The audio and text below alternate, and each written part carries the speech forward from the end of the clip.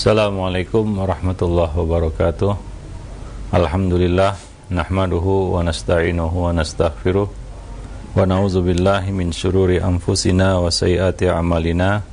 May yahdihillahu fala mudhillalah wa may yudlil fala hadiyalah.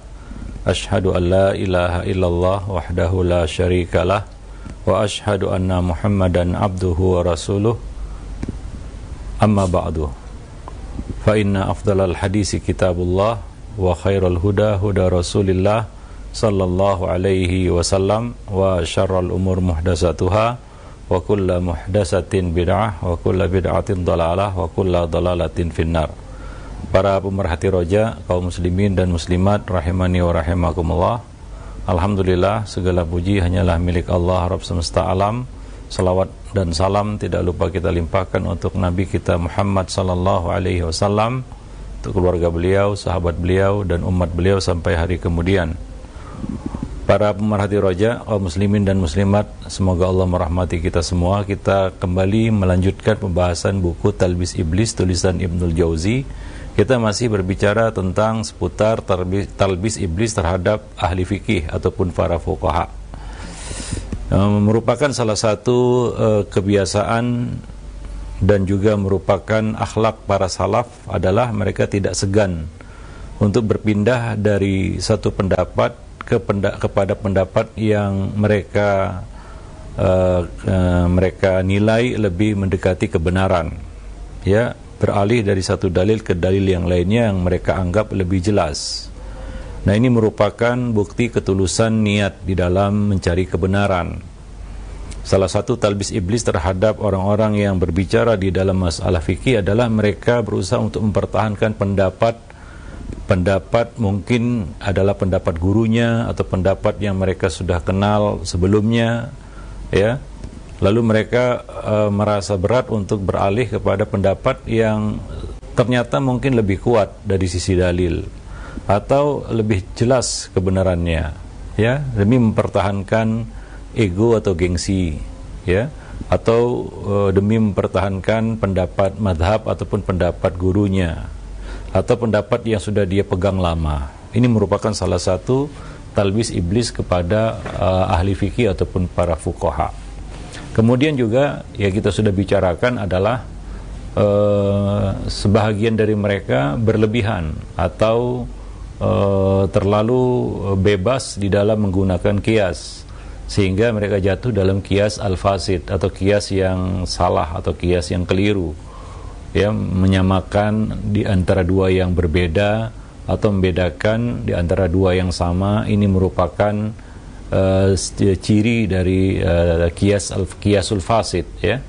Nah, dan mereka kadang-kadang salah ataupun keliru di dalam menetapkan illat yang disangka sebagai illat ataupun dasar hukum, ya. Nah, talbis iblis membuat mereka terlalu percaya terhadap logika dan melebihkan logika daripada kita katakan nas, ya, ataupun dalil, ya, sehingga mereka terjebak dalam kias-kias yang keliru tadi. Nah, sebagaimana yang sering kita dapati, ya, para ahli fikih, ya, menggunakan, ya, saluran kias ini untuk menolak hadis, ya, ataupun menolak pendapat yang ada dasar hadisnya ataupun ada dasar nasnya di dalam masalah tersebut. Nah, demikian itu yang sudah kita bahas pada pertemuan-pertemuan sebelumnya. Dan di antara, ya, kita lanjutkan di sini, ya, talbis iblis lainnya, ya, yang terlihat dalam fenomena ini adalah pada saat salah seorang dari ahli fikih mengetahui bahwa kebenaran ada di pihak lawan atau yang berseberangan dengannya, dia tetap tidak mau atau enggan meninggalkan pendapatnya yang salah atau kesalahannya. Ya, dada terasa sesak saat mengetahui kenyataan bahwa kebenaran ada di pihak lawan. Ini adalah cobaan yang berat, ya, cobaan yang sulit, ya, bagi seorang yang berilmu ataupun ahli ilmu, ya, terutama ahli fikih, di mana ia dikenal dengan kedalamannya di dalam membahas fikih, tapi ternyata dia dapati kebenaran ada di pihak lawan. Maka Kalau ia tidak memiliki dada yang lapang, maka dia akan menolak pendapat itu. Kadang dia berusaha keras untuk membantahnya, padahal dia tahu betul ya bahwa apa yang ada di pihak lawan itu adalah yang benar. Ya. Nah, di sini perlu kebersihan hati ya di dalam menerima kebenaran.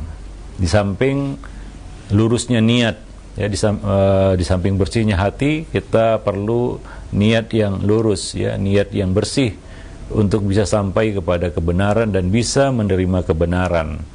Dan itu adalah bagian yang terberat ya, ketika kita melihat bahwa kebenaran itu ternyata ada di pihak yang lain ya, bukan di pihak kita. Ya, disitulah diuji bagaimana loyalitas kita kepada kebenaran ya, kepada Quran dan hadis, kepada dalil ya, kita tunduk kepada dalil atau ya kepada hawa nafsu kita ataupun ego kita ya. Nah, ini adalah suatu cobaan yang berat, sehingga Imam Syafi'i pernah berkata, tidaklah aku berdebat dengan seseorang, melainkan aku ingin agar kebenaran itu keluar dari lisannya ya. Artinya beliau siap untuk menerima kebenaran itu dari lawan debatnya. Nah, ini perlu kejernihan hati dan kelapangan dada untuk bisa bersikap seperti itu ya. Nah, keburukan yang terburuk adalah kita menolak kebenaran ya, karena kebenaran itu tidak berasal dari kita, padahal kita bukan acuan kebenaran dan kita tahu itu, tapi kita menolak kebenaran itu karena kebenaran itu bukan datang dari sisi kita, bukan datang dari kita. Nah, demikian. Imam Asy-Syafi'i juga pernah berkata, tidaklah aku berdebat dengan seseorang yang dia itu mengingkari hujjah, dalil, melainkan wibawanya akan jatuh di mataku, kata beliau ya. Serta tidaklah dia menerima hujjah, menerima dalil, menerima kebenaran, melainkan aku akan menghormatinya, ya. Dan tidaklah pula aku berdebat dengan seseorang kemudian aku mendapat musibah karena berdebat dengannya, karena dia memiliki hujjah ada padanya ya. Ini kalau dia memang memilikinya ya, maka aku wajib mengikuti pendapatnya,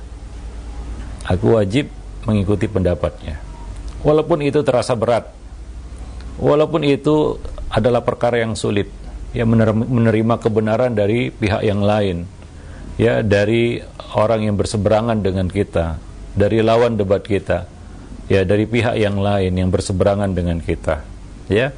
Nah, di sini iblis memainkan perannya ya, untuk memasukkan ke dalam hati kita penyakit kiber, penyakit sombong. Walaupun kata-kata kita menunjukkan kita seolah-olah orang yang tawadu ya. Sebagian orang menutupi kesombongannya dengan kata-kata yang menunjukkan seolah-olah dia adalah orang yang tawadu, padahal dia menolak kebenaran, dan itu cukup dikatakan sebagai sebuah kesombongan.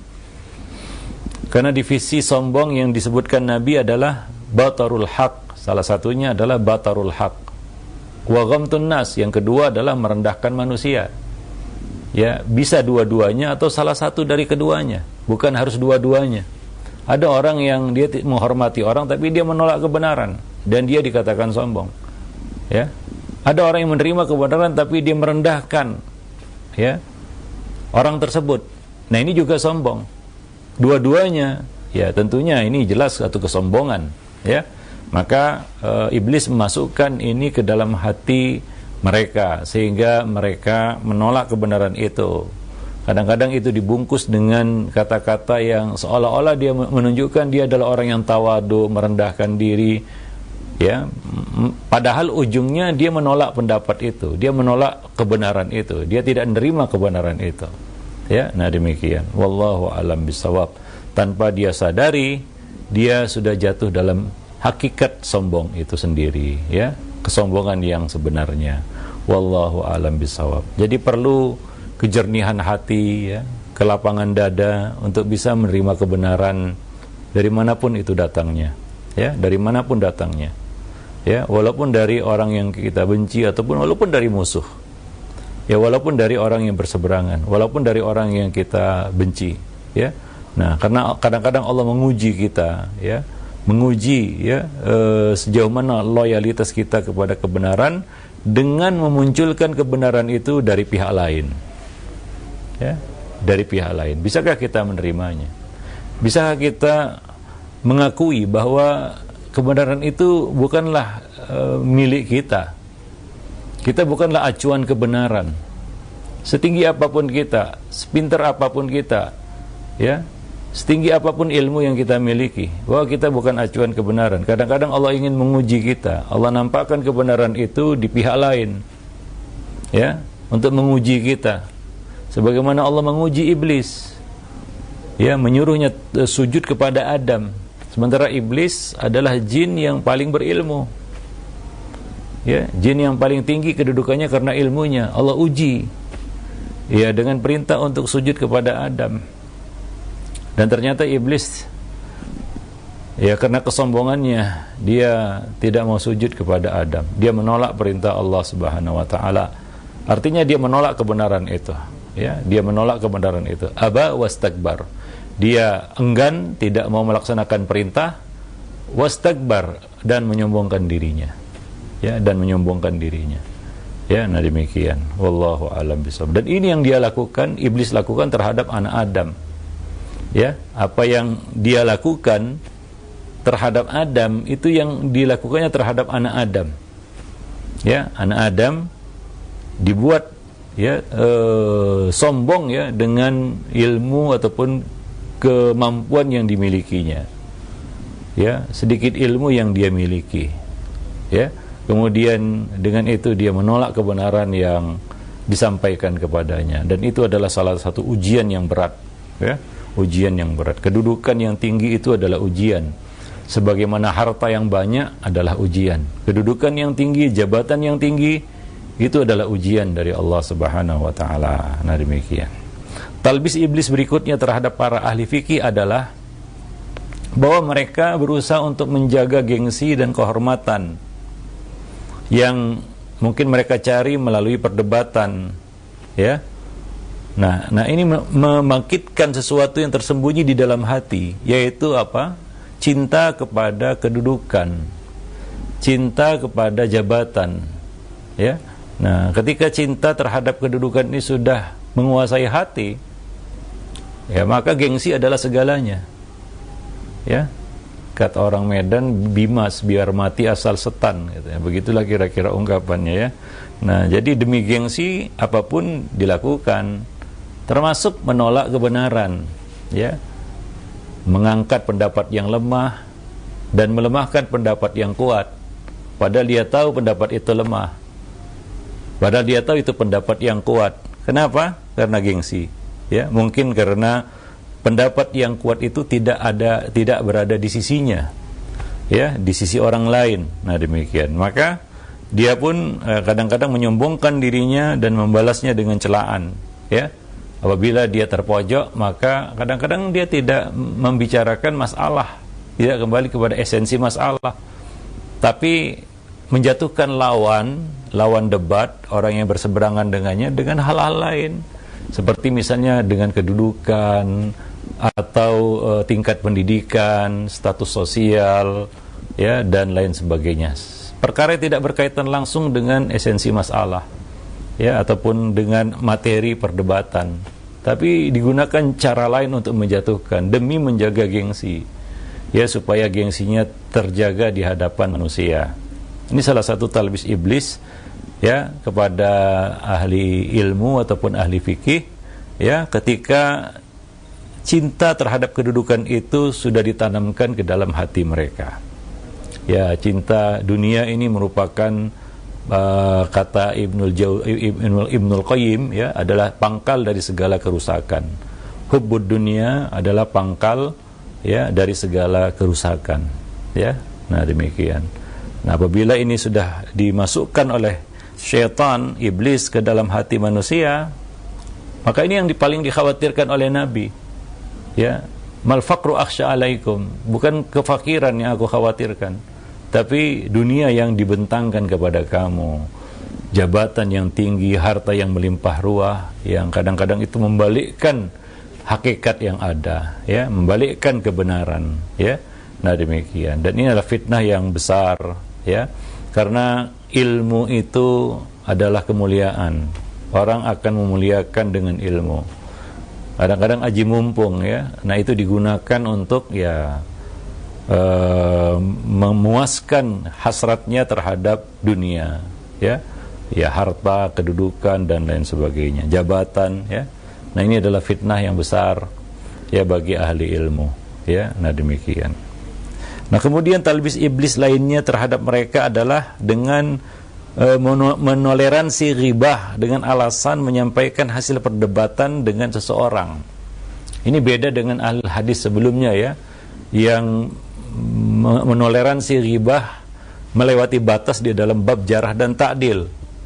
Itu adalah kita katakan hal yang diperbolehkan, tapi dengan batas ya. Sebagaimana dikatakan ad-daruratu tuqaddaru biqadariha. Kalaulah boleh membicarakan ghibah dalam jarah dan ta'dil, itu adalah bersifat darurat, artinya untuk satu kepentingan, tapi yuqaddaru biqadariha, harus dibatasi. Ya, bukan serampangan ya, dilakukan sebebas-bebasnya, tidak. Ada batas-batasnya. Ya, nah di sini demikian juga terhadap ahli fikih. Ya, sebagian dari mereka menoleransi ghibah atas dirinya dengan alasan menyampaikan hasil perdebatan. Kadang-kadang ini klaim sepihak. Ya, Ibnul Jauzi mengatakan di sini contohnya adalah salah seorang dari mereka mengatakan, aku pernah berdebat dengan si fulan dan dia tidak bisa berbicara, dia tidak bisa berkata apa-apa, dia terdiam, dia terbungkam ya.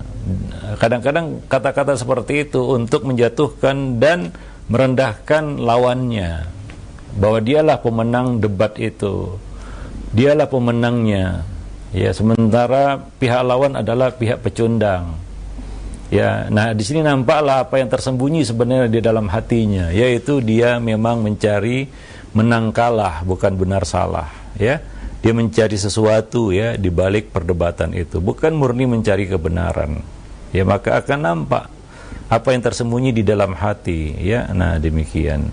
Maka muncullah kata-kata seperti itu ya, aku berhasil membungkamnya, dia tidak bisa bicara apa-apa ya. Nah, dia tidak bisa mematahkan hujahku, dia tidak bisa menandingiku ya, dia tidak bisa mengimbangi dalilku dan lain sebagainya. Kata-kata yang yaitu merendahkan orang lain ya, ghamtun nas. Jadi bentuk lain, sisi lain dari kesombongan ya, dia jatuh kepada sisi lain dari kesombongan, yaitu ghamtun nas, merendahkan orang lain ya, merendahkan orang lain demi menaikkan pamor dan gengsinya. Nah, ini penyakit ya, kita katakan penyakit. Kadang-kadang itu terjadi ya karena ya dorongan hawa nafsu tadi. Ya, maka ghibah pun menjadi satu yang boleh ya dengan alasan itu.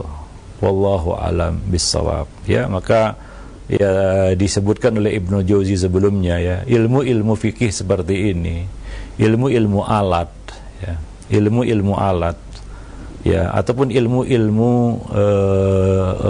kita katakan asal atau usul ya, itu perlu dilandasi dengan tazkiyatun nufus ya.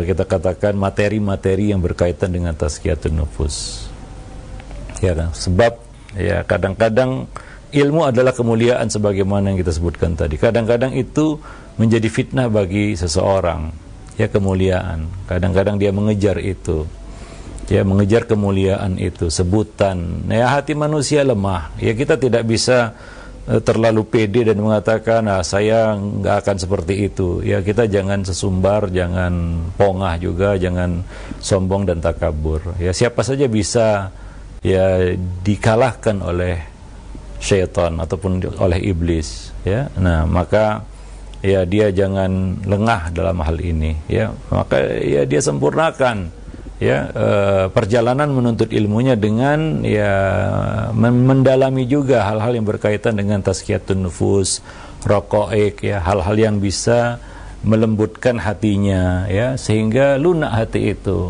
jauh dari kesombongan, sikap angkuh, takabur ya, merendahkan orang lain, menolak kebenaran karena dialah segalanya, dialah kebenaran ya. Kadang-kadang muncul hal seperti itu tanpa disadari ya, tanpa disadari Walaupun kita tahu teorinya bahwa gak boleh seperti itu, tapi dalam prakteknya kadang-kadang kita lupa, namanya manusia. Maka sisi tazkiyatun nufus itu jangan diabaikan, ya. Sisi adab ini jangan dilupakan. Ya, kadang-kadang kita lupa, sehingga kita dengan mudah mengunderestimate, merendahkan orang lain, mengomentari orang lain, padahal itu bukan kita katakan bukan tempatnya, ya, tidak pada tempatnya, ya. Nah, bukan hak kita juga. Wallahu a'lam bishawab. Taib. Nah, di antara kita lanjutkan di sini masih ya talbis iblis terhadap para fuqaha, ya. Talbis iblis lainnya kata Ibnul Jauzi di sini adalah iblis mengaburkan pemahaman sehingga beranggapan bahwa ilmu syariat hanya fikih, tidak ada yang lain. Ya, kadang-kadang sebagian orang, ya memang tidak ada orang yang menguasai semua cabang ilmu, semua disiplin ilmu dia kuasai, nggak ada. Ya, Allah memberikan kelebihan di satu sisi, tapi tidak dalam sisi yang lainnya. Karena manusia terbatas. Ada yang kita katakan expert di bidang hadis, tapi ya tidak di dalam masalah fikih. Ya, ada di sana yang expert di dalam bab fikih, tapi tidak expert di dalam hadis. Demikian juga sebagian ulama berbicara, dia fasih berbicara di dalam bab akidah, tapi di dalam bab yang lainnya mungkin dia tidak bisa berbicara seperti itu. Ya, seperti dia bicara di dalam bab akidah. Atau sebaliknya, ada yang spesialisasinya adalah di dalam hal-hal raqaiq. Ya, di dalam hal-hal raqaiq, adab, ya, dan sejenisnya. Tazkiyatun nufus. Tapi dalam bidang lainnya mungkin tidak sedalam ya ulama-ulama yang lain. Kalau dia membicarakan fikih tidak sedalam ya si fulan dan si fulan yang lainnya, kan begitu ya. Jadi demikian, Allah memang membagi-bagi ilmu itu kepada siapa yang dikehendakinya. Itu adalah karunia yang Allah berikan kepada siapa yang dikehendakinya. Hampir tidak ada, bahkan mungkin tidak ada yang menguasai semua cabang ilmu sama kuatnya atau sama tingginya. Ya, pasti ada hal-hal lain yang mungkin dia tidaklah se-expert di bidang yang dia kuasai. Itu adalah satu yang wajar. Nah, jadi kita juga harus mengakui itu. Ya, nah maka ahli ilmu itu yang kita kenal dari kalangan salaf adalah mereka saling menghormati satu sama lainnya, tidak menjatuhkan satu sama lain. Ya, misalnya dia expert di bidang hadis, lalu dia merendahkan ilmu fikih dengan mengatakan ilmu fikih itu nggak perlu. Ya, dia expert di bidang satu bidang lah, di dalam bidang fikih, ya. Di sana ada yang expert di dalam bidang mungkin fikih muamalah, maka tidak boleh merendahkan ya, misalnya ulama lain yang memang expert di bidang ya, fikih ibadah misalnya, ya, atau fikih jual beli atau fikih nikah dan lain sebagainya. Kita tahu Sufyan Ats-Tsauri, ya, beliau tidak berani berbicara tentang fikih nikah, terutama masalah talak gitu.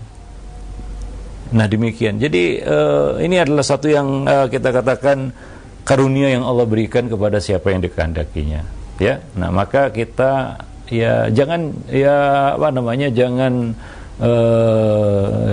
ragu ataupun merasa segan untuk menerima ya kelebihan yang Allah berikan kepada yang lain, supaya kita bisa saling belajar satu sama lainnya, bukan saling merendahkan dan menjatuhkan. Ya, seperti talbis iblis kepada sebagian ahli fikih dengan mengatakan ya, ketika disebut ya kepada mereka seorang ahli hadis, maka dia katakan orang ini tidak paham apa-apa. Yang penting adalah fikih. Ya, hadis tidak begitu penting.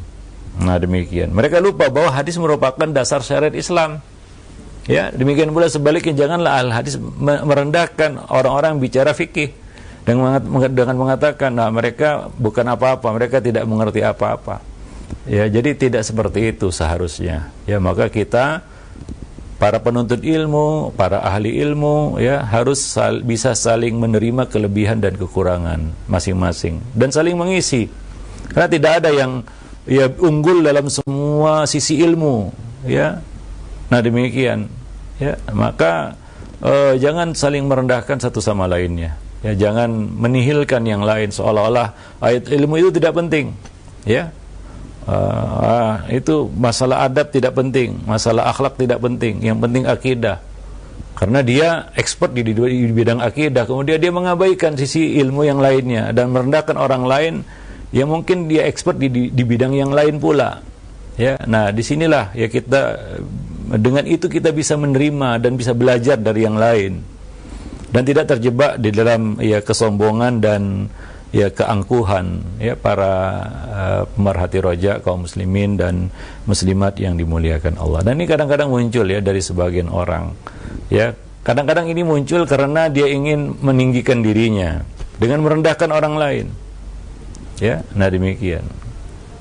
Kalau kita ingin membuat lampu kita terang, jangan padamkan lampu orang lain sehingga kita mengklaim lampu saya yang paling terang. Nah demikian. Ya, maka demikian juga di dalam bab ini. Ya, kalau kita ingin ya menunjukkan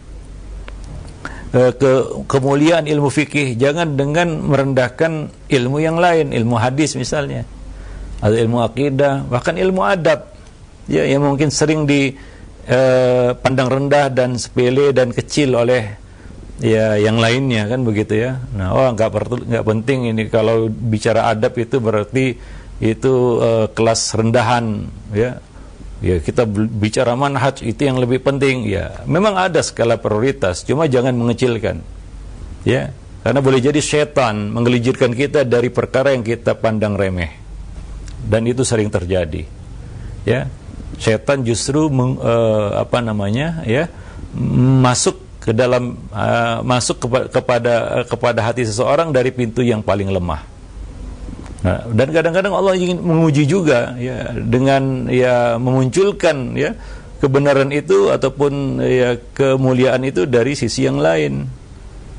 Ya, wallahu a'lam bishawab. Maka di sini yang perlu kita perhatikan ya, ketika kita dapat ilmu kita bersyukur kepada Allah. Ya, dan kita punya kewajiban zakatul ilmi, yaitu apa? Menyampaikannya, menyebarkannya, berbagi kepada yang lain. Bukan ya kita menyombongkan diri dengan ilmu yang kita miliki. Ini salah satu talbis iblis kepada para penuntut ilmu. Nah, demikian ya.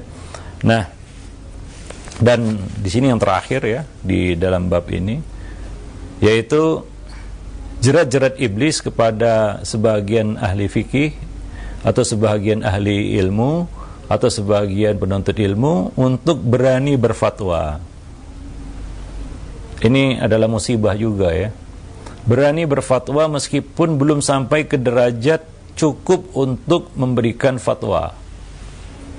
Karena tidak semua ulama cakap di dalam memberikan fatwa. Bukan hanya sekedar kita tahu hukumnya saja, mengetahui dalilnya saja, tapi kita juga harus mengetahui kondisi. Karena satu fatwa bisa berbeda antara satu kondisi dengan kondisi yang lain. Ya, pengetahuan tentang waqi', ya, itu mutlak diperlukan di dalam memberikan fatwa. Bukan sekedar kita tahu masalah A hukumnya B, masalah B hukumnya C, ya, masalah C dalilnya D. Bukan itu. Di dalam fatwa kita harus menguasai masalah itu. Karena al-hukmu an syai'in far'un al-hukmu bi syai'i far'un an tasawwurihi. Ya, menghukumi sesuatu itu berkaitan erat dengan tasawur kita, gambaran kita terhadap masalah tersebut. Kita mengetahui masalah itu dengan detil atau tidak. Karena di dalam fatwa perlu kedetilan ya, hingga fatwa itu tepat pada sasaran. Pada yang bertanya, yaitu mustafti, orang yang meminta fatwa. Ya, nah demikian. Wallahu alam bisawab. Jadi tidak semua ulama cakap di dalam memberikan fatwa. Ya.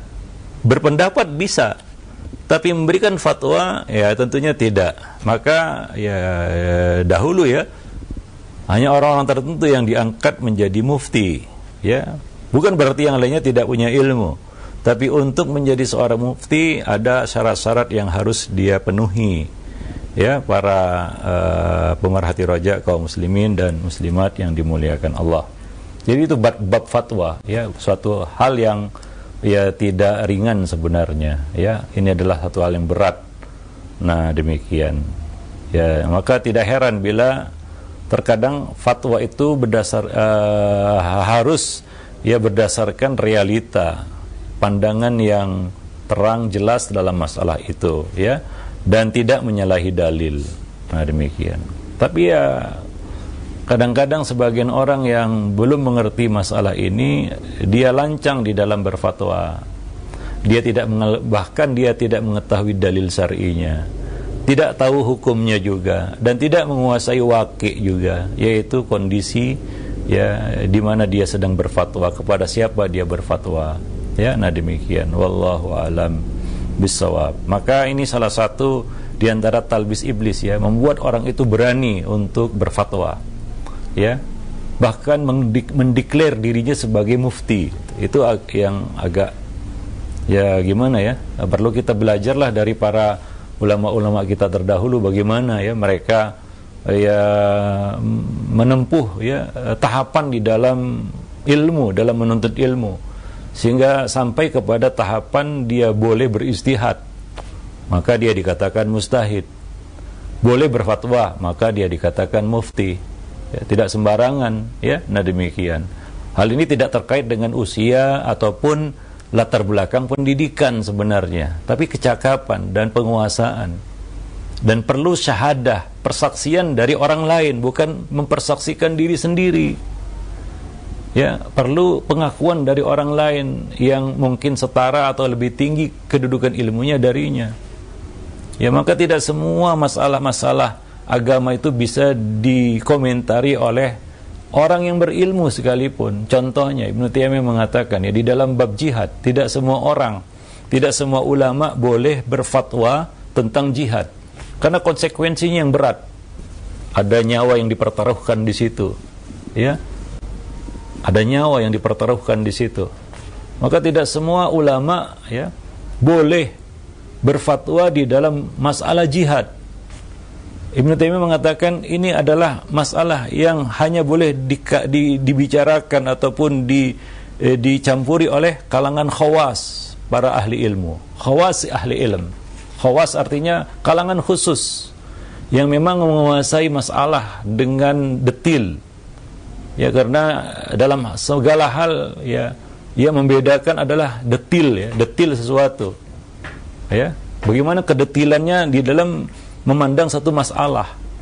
Sebagaimana barang-barang juga berbeda nilainya dari kedetilannya.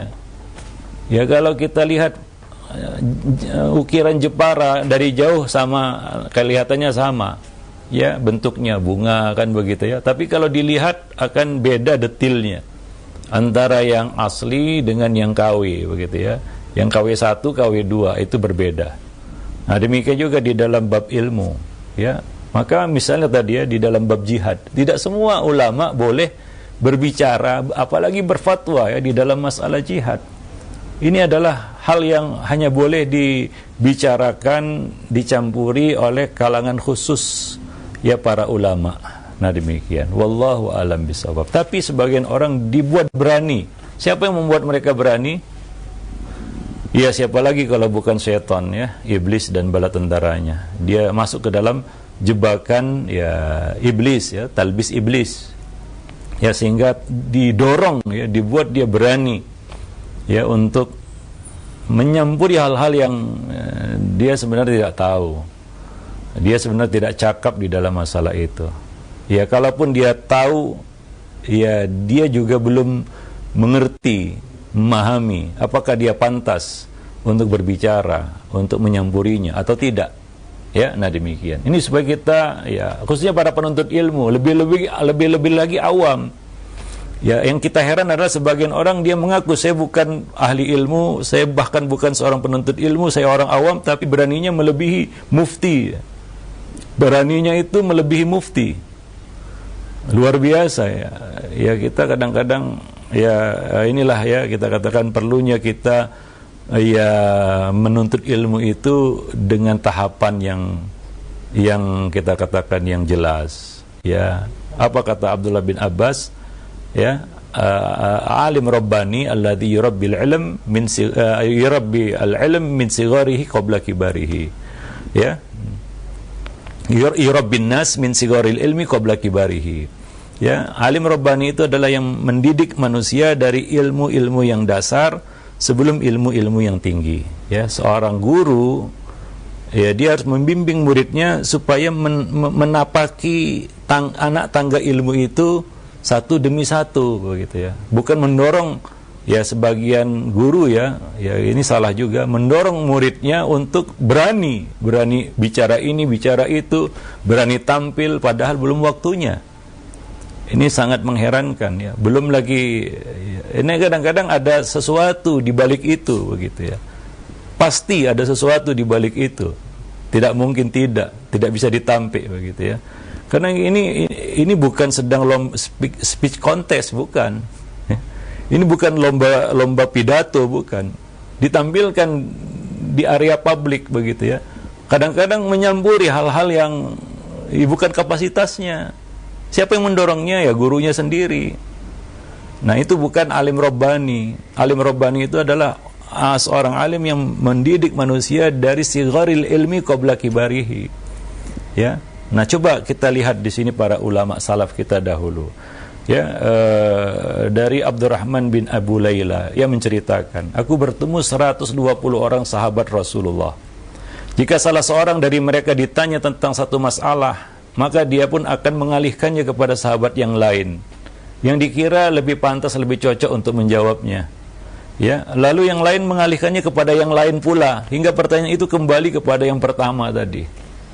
Nah, demikian mereka berusaha untuk, ya, kalau bisa ada yang lain menghandlenya, ya. Mereka begitu warok, berhati-hati, ya.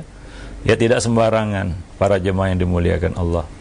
Dalam lafal yang lain, ya, dari Abdurrahman bin Abi Layla juga disebutkan bahwa ia menuturkan, aku pernah bertemu 120 orang Ansar dari kalangan sahabat Rasulullah di masjid ini, yaitu di Masjid Nabawi. Tidaklah seorang dari mereka menyampaikan hadis melainkan berharap saudaranya berkenan menggantikan posisinya di dalam menyampaikan hadis itu. Dan tidaklah ia dimintai fatwa melainkan dia berharap ada saudaranya, ada temannya, ataupun kita katakan rekannya yang lain sama penuntut ilmu, ya, yang mau menggantikan dirinya di dalam memberikan fatwa itu. Nah, demikian. Nah, ini adalah salah satu bentuk warok dan ketawaduan mereka, ya, para ahli ilmu. Diriwayatkan juga kepada kami dari Ibrahim An-Nakhai, ya, ditanya oleh seseorang tentang satu masalah beliau. Lantas beliau tidak menjawab langsung pertanyaan itu dan bertanya, apakah kamu tidak mendapati orang lain yang dapat kamu tanya tentang masalah ini? Gitu ya. Ya, berusaha untuk, ya, kalau ada yang lain yang bisa ditanya, tanya aja banyak sama yang lain, begitulah kira-kira, ya. Nah, demikian. Bukan maksudnya ingin menyembunyikan ilmu, ya, tapi mengalihkan ilmu kepada orang yang mungkin lebih layak. Ini bukan tidak masuk dalam bab menyembunyikan ilmu atau tidak mau menjawab ilmu, tidak. Tapi mereka berharap, ya, ada lisan lain yang lebih patut untuk menjelaskannya. Ya, karena merasa bahwa saya pantas atau tidak, begitu ya. Saya sudah patut atau tidak. Dan berharap orang lain lebih patut untuk menyampaikan itu daripada dirinya. Ini ketawaduan dan sikap warok yang luar biasa dari para salaf kita, yang patut kita contoh, ya, supaya kita, ya, menjadi orang yang lebih berhati-hati dan tahu diri. Nah, demikian. Diriwayatkan dari Anas bin Malik bahwa ia mengutarakan, aku tidak memberi fatwa. Aku tidak berani memberi fatwa ataupun berfatwa sebelum bertanya kepada 70 orang syekh, guru, ya, alim. Ya, apa pertanyaannya? Apakah kalian memandang aku pantas untuk berfatwa? Mereka semua menjawab pantas. Ya, boleh, silakan. Baru 70 orang. Bayangkan 70 orang bukan jumlah yang sedikit, ya. Bertanya kepada 70 orang untuk meyakinkan bahwa beliau patut layak untuk berfatwa. Nah, demikian. Kadang-kadang kita mengklaim itu datang dari diri kita. Ya, karena kita menganggap, siapa lagi yang pantas selain saya? Kan begitu. Nah, demikian. Wallahu a'lam bishawab. Malik pun ditanya, bagaimana jika mereka melarangmu? Maka beliau menjawab, seandainya mereka melarangku, aku tidak akan berfatwa.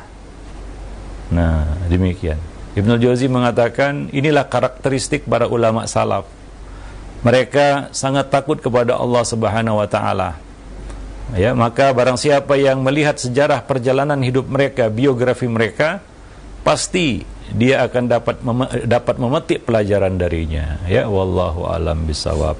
Nah, demikian para pemerhati roja, kaum muslimin dan muslimat yang dimuliakan Allah, ya. Materi yang bisa kita sampaikan pada kesempatan siang yang berbahagia ini, mudah-mudahan ini menjadi pelajaran dan bermanfaat bagi kita semua. Ya, dan tentunya ya, jangan merasa aman, ya, berada di zona aman ketika berhadapan dengan musuh kita yang luar biasa dendamnya kepada kita, kepada anak cucu Adam. Wallahu alam bisawab. Ya, aqulu qauli hadza astaghfirullah li wa lakum wa lisairil muslimin innahu huwal ghafurur rahim. Subhanakallah bihamdik asyhadu an la ilaha illa anta astaghfiruka wa atubu ilaik. Assalamualaikum warahmatullahi wabarakatuh.